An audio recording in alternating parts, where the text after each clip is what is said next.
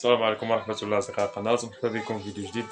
آه، عارف راسي هاد المدة هادي ما بقيتش كنصور لكم، ولكن كنت عيان شي شوية الله ينجيكم، وكانت كضرني كلشي. عرفت كيشدني شي وجع ما عرفتش واش قاسني البرد بالليل ولا ما عرف، لا الماء بارد اللي شربته وضرني ولا ما عرفتش. المهم الحمد لله اليوم راه كنحس براسي مزيان.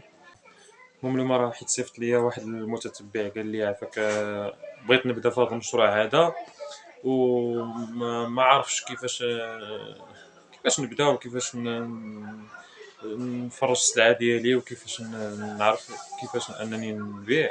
المهم خليكم مع هاد الفيديو هذا، فراني صورت لك هاد الحلقة هادي لهاد المتتبع، راني صورتها غير يصعد لك باش أنك تشوف كيفاش الطريقة كيفاش تفرج السلعة وكيفاش أنك تبيع. وفي نفس الوقت خليك مع هاد الفيديو هذا. ها هو غادي نخليك الفيديو اللي كنت صورت من قبل، راه حطيته يمكن غير الا ما شفتيش.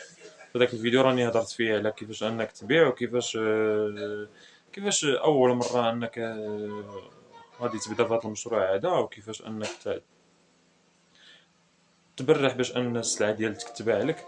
فكلشي هادشي هذا راني صورته في هذا الفيديو كيف ما قلت لك. خليك مع الفيديو هذا نحطو لك دابا تفرج فيه، وكنتمنى ينال الاعجاب ديالكم. ومتنساوناش كيف ما كنقول لكم ديما، ما تنساوناش بلي جيم وبارطاجو.